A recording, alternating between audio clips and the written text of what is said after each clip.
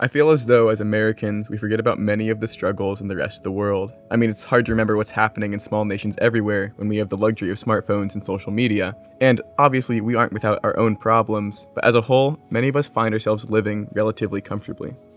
Since the pandemic, food insecurity has been on the rise worldwide, now affecting about 10% of the world's population.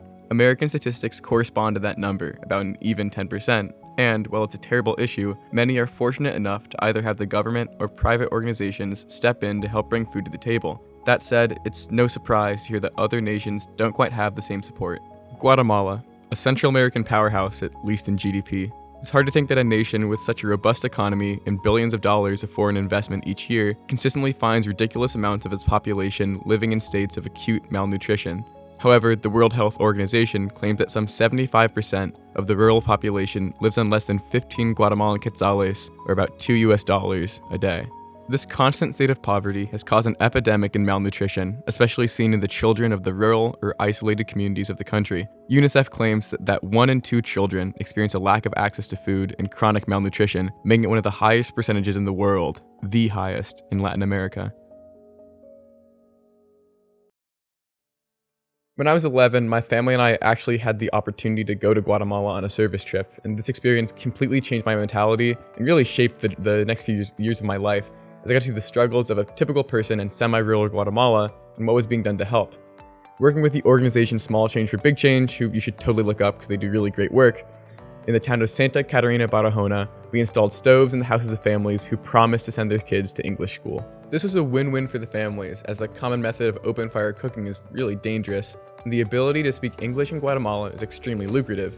The hope was that these children would, once they grew up, have jobs that were sufficient enough to properly take care of their families and lift them out of poverty. Through this experience, my family and I got a glimpse into the typical life of many Guatemalans, a state of some level of poverty and hunger, even in a town located only an hour away from the large tourist city of Antigua. Among other things, what struck me at the time was the fact that a small, private organization had to step in to help solve the problem in their own community. The lack of real government support, at least in the mostly isolated village nestled in a valley, was a big surprise for a kid coming from the US. However, given the living conditions of the people, I was particularly intrigued with their attitudes. Throughout the trip, almost every family would offer some kind of meal to us, the weird gringos, even with as little as they had. Their attitude towards their lives and the positive outlooks many of them had inspired me to spread their positivity into parts of my own life. After all, if they could smile despite their circumstances, I certainly could as well. During our time in Guatemala, we worked closely with Irvin de Mena. In fact, he acted as a sort of mentor for me throughout the trip, teaching me the value of understanding those you serve by realizing their situations. Through his work with Small Change for Big Change, he came to realize that there is an incredible value in helping those who really want to help themselves. Since 2016, he started a for-profit farm named Puerto Reshuyu, offering free lessons and education to villagers who want to learn how to grow their own food, whether for hunger or for profit. Through this farm, he's able to demonstrate how easy it is for people who are willing to try to gain a better nutritional balance for themselves and for their family. For this project, I had the pleasure of interviewing him to gain his insight into the current state of hunger in Guatemala and what's being done to combat it. Irvin explained to me the difficulty of finding people who are really willing to put in the effort to help themselves. As he said, since the introduction of junk food, many families are much more willing to buy cheap food that's terrible for them instead of taking the time to focus on their nutrition. At least in his experience, the cause of malnutrition, especially among the youth, doesn't stem from a lack of opportunities, healthy food, or education, especially in towns like Santa Catarina Barahona, but rather from people themselves not caring enough to make their nutrition valuable. Something that piqued my interest was how he mentioned governmental help, specifically the allocation of food. Given Guatemala's reputation as an incredible malnourished country, nations like the United States and Japan send over lots of food and money explicitly for the purpose of assisting the end of hunger in the nation.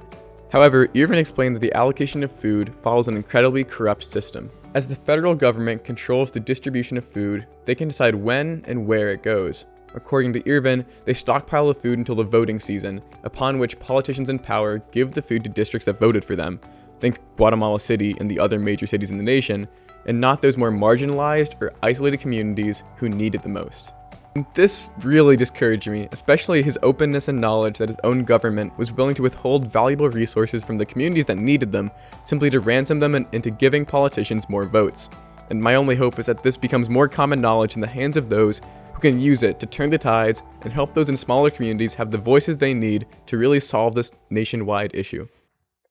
However, it was Irvin's farm work that really inspired me. As a part of my Global Scholars project, I thought it would be interesting and helpful to track my experiences as a son of 2 teachers who worked on a raspberry farm last summer, trying to grow some of the same things Irvin does while keeping my costs as low as possible.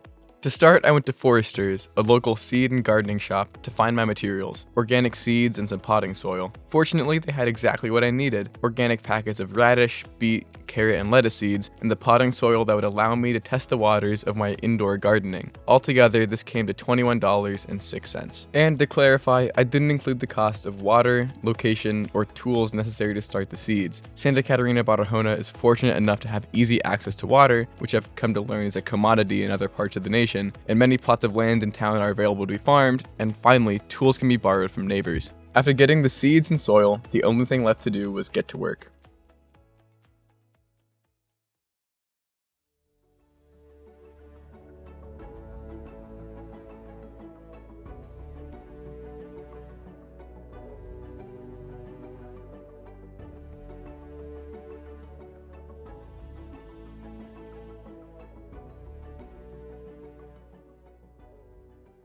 The last few weeks for me have been a constant checkup on the plants, watering them about every other day according to my research, and checking their growth. And at the time of recording this, I haven't actually been able to harvest, although as you can see, everything seems to be coming in just fine.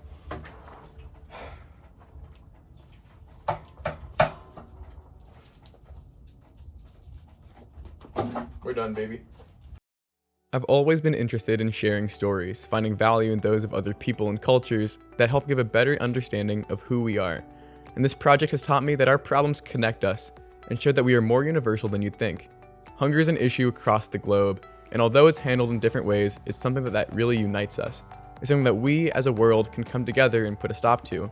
And while there are a billion people and organizations helping worldwide, I thought I'd throw my hat in the ring too with GARDNS. This GARDNS project has taught me that the roots of our problems are more connected than we might think.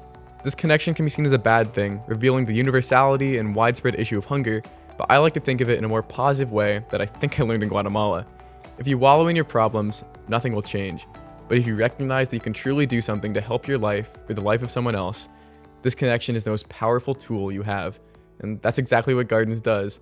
Plant seeds of hope in an effort to help humans stay connected, educated, and conscious. One seed, one person, and one garden at a time.